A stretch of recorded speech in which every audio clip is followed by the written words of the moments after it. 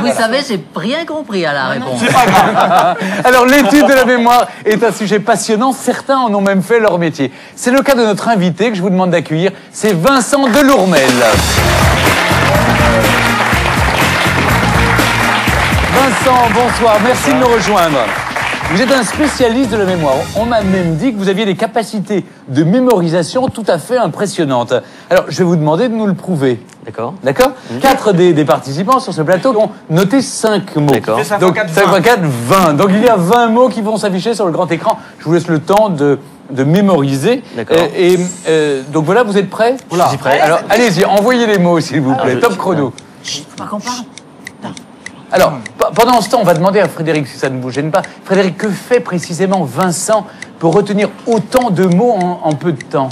Alors, Vincent est en train tout simplement de manier sa mémoire, c'est-à-dire qu'il les a regardés une seule fois, ces éléments rentrent un par un, il n'est pas tout seul, il est aidé par la muse Mnémosyne, celle-là même qui nous a donné ce nom de mémoire. Évidemment, il n'est pas tout seul, mais on va lui demander de nous ressortir comme cela tous ces mots, un par un, il devrait être capable de le faire. Sinon, je suis là au cas où, hein. N'hésitez pas à me demander.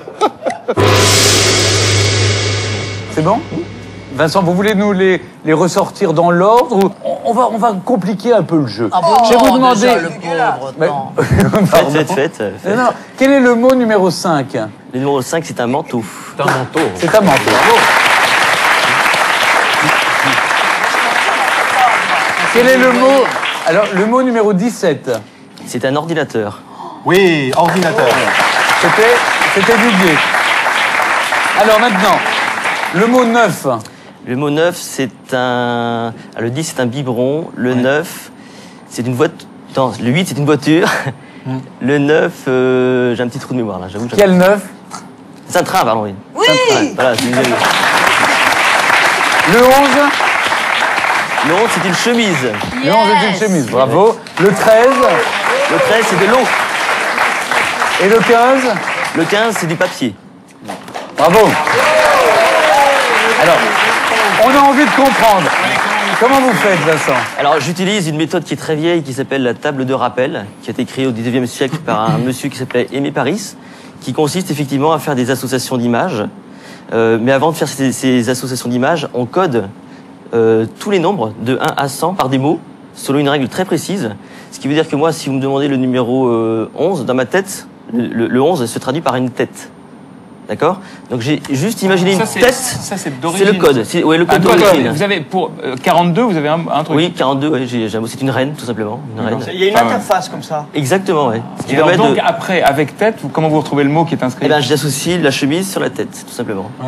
Ah, d'accord. Donc vous fondez sur donc une vous idée. visualisez. Voilà. Vous visualisez, vous avez votre code, votre grille de code, C'est et ça. vous visualisez chacun de nos mots Voilà. avec votre grille de code. les Sauf que associe. par exemple, si le papier, vous avez visualisé, je sais pas, La télé, pour moi, c'est 15. Donc, j'imaginais le papier en 15e position. ça vous sert à quoi dans la vie de tous les jours? Ça me sert à quoi? Alors, moi, je suis Il se formateur. rappelle son numéro de code téléphone bleu.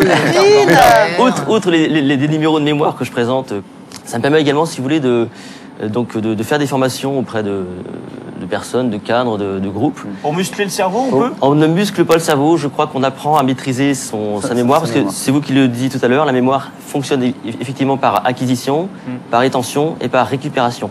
Là, c'est la mnémotechnique, ça permet de renforcer l'acquisition. Et alors, est-ce qu'il n'y a pas la nécessité d'effacer aussi? Je me souviens, il y avait une pièce tout à fait. mise en scène par Bob Wilson sur une expérience en Union soviétique. Il y avait un type qui était un hypermnésique qui retient tout, et il devient fou, quoi. Oui, il C'est-à-dire devient que fou, si oui. vous effacez Il pas, faut on deviendra effacer un, des quoi. choses du disque dur, quoi. Ouais, les Et donc- hypermnésiques deviennent effectivement fous, car ils n'ont pas cette capacité de synthétiser. Et Par exemple, on va d'oublier. poser la question à Amanda. Est-ce Mais que moi, vous je avez me rappelle mémorisé jamais, par exemple, le nom de les prénoms de tous vos amants dans la vie? Non, ça non, parce que je ne leur demande pas la plupart du temps.